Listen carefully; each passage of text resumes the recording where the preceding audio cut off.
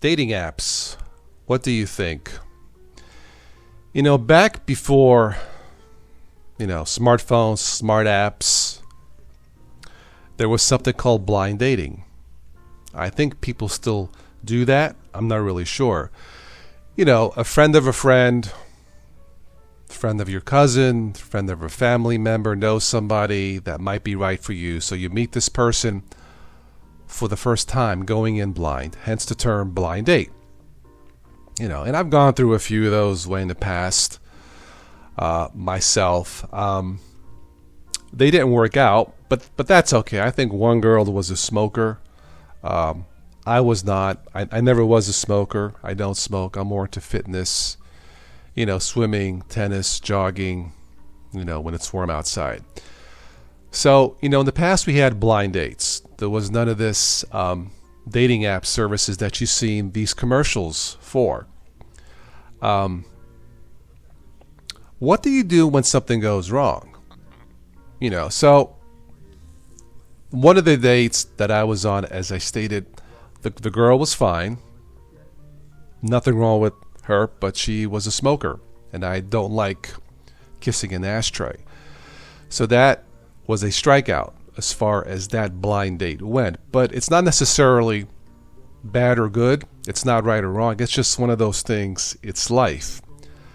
But these dating apps, we've all seen the commercials, 1 out of 5, 25%, successful. The people who join these services, they almost guarantee love.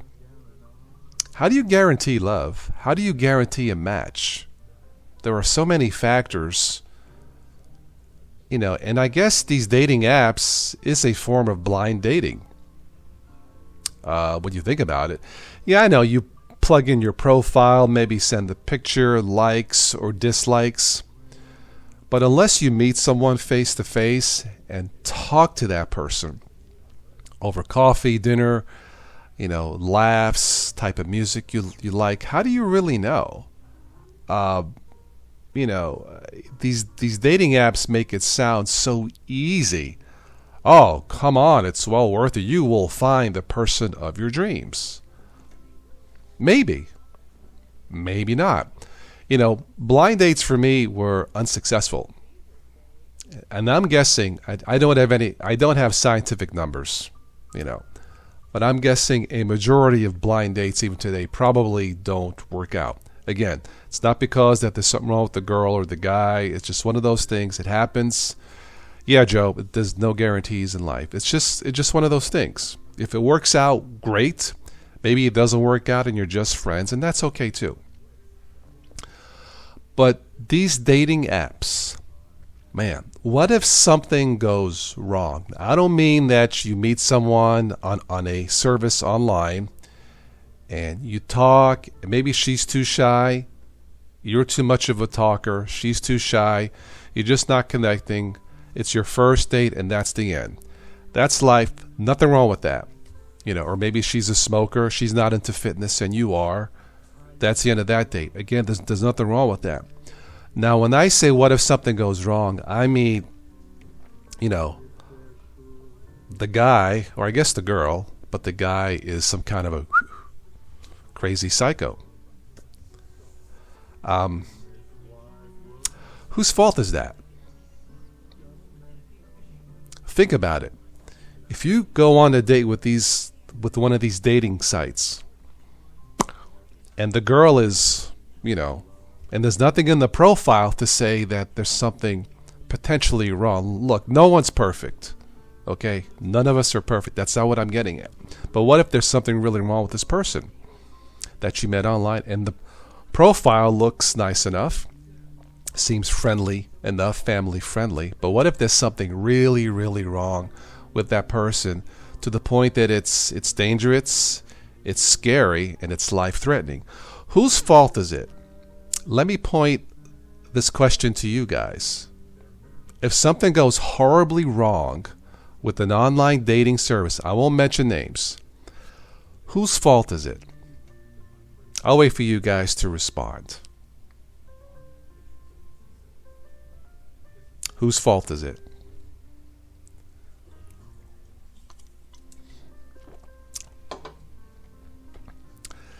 Dan has had no luck. Okay. You're paying for dinner and the torturer of your choice. Oh my. Well, none of my dates have. I've never been tortured. But yeah. Anybody want to take a guess? Whose fault is it with a dating app and something goes really bad? Anybody want to take a guess?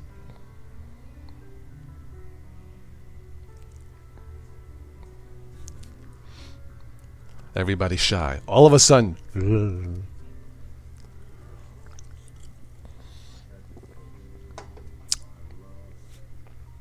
Bad people can be anywhere under any circumstances. Joe says it's your own fault. Okay. That's certainly a possibility. Your fault, not the app. It's a service like your friend setting up on a blind date. Okay. Mitchell says it's your own fault. Okay. All right. Here's the thing. If I was the CEO or if I was in charge of one of these apps and a lady or a guy, something went horribly wrong, I'm not sure what I would do, how to solve it. But, okay, so something goes wrong. Beyond that first date where you're not clicking, that's neither right or wrong, it's life. Something goes wrong, do you blame the girl? Do you blame the guy? Do you blame both? Do you blame the service? Do you blame the internet? Do you blame the smartphone? Do you blame your family members for not warning you? Do you blame Congress? Do you blame the government for not having some kind of regulation? There is a law called Section 230 of the Communication Decency Act. And whatnot, I'm not a lawyer. I just did some of the research. And if we have any lawyers out there who watch this, please let me know if I'm wrong. But there is the Communication Decency Act. I never heard of such a thing. But there's Section 213 of the Communication Decency Act. And basically, they are not responsible. Zero responsibility if you go on a date and that person is a psycho, God forbid, is, this is a family show, but let's say something goes horribly wrong and you are stalked, something happens physically and mentally to that person. These companies, because of the law, they have zero responsibility. They washed your hands. And you want to know why they washed you? Do you want to know their reasoning? They washed your hands. They are not responsible because these companies, these apps, don't want to collect information that will violate the privacy of users. Huh? You are on the internet as it is. You know my thoughts about privacy on the internet. If that's their reasoning, really? That's my thought. Okay. There's no absolutes here. It's never 100% the fault of one person or one company. But if that's what that law states, the Section 230, that these companies have zero responsibility because they don't want to collect information that will violate your privacy, hence they washed their hands. It's a freaking dating app. The information is already out there. What privacy? Now, I'm not putting the blame on one entity, on one company, or one person, like 100%. But it seems to me that there's something missing in the law. Obviously, ultimately, it's up to you. But what if you use an online dating app service and you do everything right? You go on, you check this person's, history or this person's profile, looks good. Maybe they're college educated. They don't live too far from you. They like the music you like. They're into fitness. They like Linux. You exchange messages, pictures, and maybe you do this for about a month, 2 months, 3 months. It looks real. It looks good. But because there is zero, from what I read, because there is zero regulation for your safety with these apps, anybody can post anything on that profile, basically fudge it, lie, falsify it. You would have no clue. The companies wouldn't care because they washed their hands.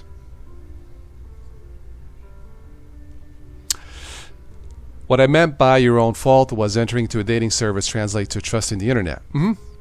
Yeah. And we all know how true everything is on the web. Yeah, Joe. Obviously, it's up to you. Look, if there was a program a few months ago about this. I caught it on my Comcast. Look, if a woman sees a guy, sees a picture online, maybe the woman, was speculation here, guys. Maybe this lady sees something. She goes online because she was dating some guy and he dumps her. She catches him cheating, or maybe the girl's spouse passes away. All of a sudden, feels lonely, so they go online with the presumption of trust, of finding someone to share life with, that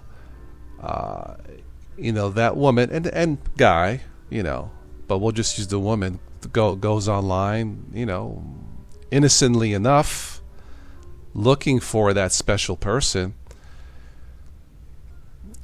because she can't meet anybody face to face. There is no friend of a friend blind date thing going on for whatever reason. Or maybe that person is super busy with life, doesn't have time to meet people except only online. Again, I'm just speculating. She has no time. She can't meet anyone locally. Her only recourse is at night when she's home, going online, using the internet as a tool for good, for possible good. I don't blame the woman or the guy. This is a tough call. If I was in charge of one of these dating apps, this is a tough call. But I don't believe in absolutes. So what I'm saying is, a company to have zero responsibility to me doesn't sound right. Just like the person who goes online, it's 100% his or hers responsibility. I mean, if this makes any sense, I'll probably never use one of these online dating apps. But see, for a guy, it's different. For a guy that was born and raised in New York City, if it doesn't work out, I don't care. I'll treat the girl right. Might give her a good night kiss, and that's it. If it doesn't work out, no problem. So I don't know. Joe says, I feel for you, Carm. I would never want to be dating today. I do think there are some great women out there, yeah, but I would have no clue on how you would find them. Hey, Steve. Hello, Michael. Welcome. Bonjour. Bonjour. Yes, that is you want to meet a French woman because you're the best. The language of love. No, but in the past, and maybe even today, meet someone in college. Meet someone at the library. Do we even go to libraries anymore? Meet somebody shopping. Meet somebody at the mall. You meet someone at a party. Meet someone at someone else's wedding. I think it's different when it's face-to-face, one-on-one, and you see this, you get the feel. There's no substitute for one-on-one communication versus what we are doing. This is okay. It's a start. It's a tool.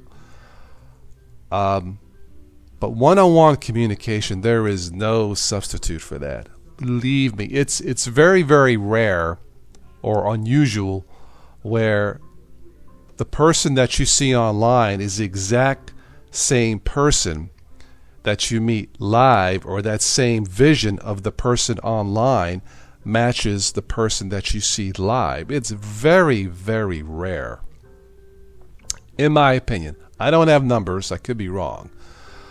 I did not see a fish called Wanda. Dreaming Wolf, welcome. Steve says, your wife works at a library. Librarians are naughty. Really? What time does my library open up tomorrow? Let me get the time. Give me 1 second. No. Interesting. According to Steve. So you can meet the woman of your dreams at the library. Why not?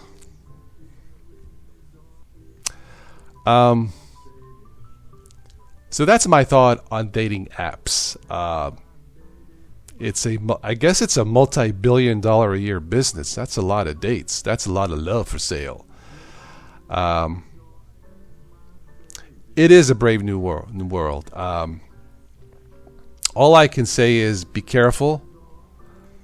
Don't get your hopes up too high. If it works out, great. If it doesn't work out, that's okay too. And for the guys, if you meet someone and that person is fine, she's quote normal, but it still doesn't work out, do the right thing. Dreaming Wolf says, seduce the mind and the body will follow. I guess that's always been true, not just with dating apps, right? No. Your daughter mentioned this topic. She's of the app generation, college age. She says nearly every young person tries these apps, but their real relationships usually start in real life. Okay. Anna Rita, hello? They sell you a fantasy. These dating apps, I suppose. Yeah, I mean, look, I don't have numbers, but I suppose there is some success with these apps. Whatever happened to the bathroom wall directory? It's been replaced with the cell phone directory, right? Michael's on the right track. For a good time, call 1-800-HOT-TINA. Oh, man. What's up, Anna Rita? So, anyway, that's my thoughts on dating apps. There is no regulation, zero. If something goes wrong, these services have zero responsibility. And to me, that does not sound right. To me, it's a partnership between the person, myself, and this company, and I'm giving them my profile, my life. I'm giving them a piece of my life to this dating service. There should be some kind of a partnership. I'm assuming that's what you're paying for. And Anarita says, you mentioned naughty, and I show up. And she said, okay, Anarita. It's like Paul when you mentioned bacon. Yeah. Yep, these shows always go to food, don't they? I don't have food tonight, just seltzer water. Yeah, blackberry, citrus. See? Bacon. Bacon, bacon.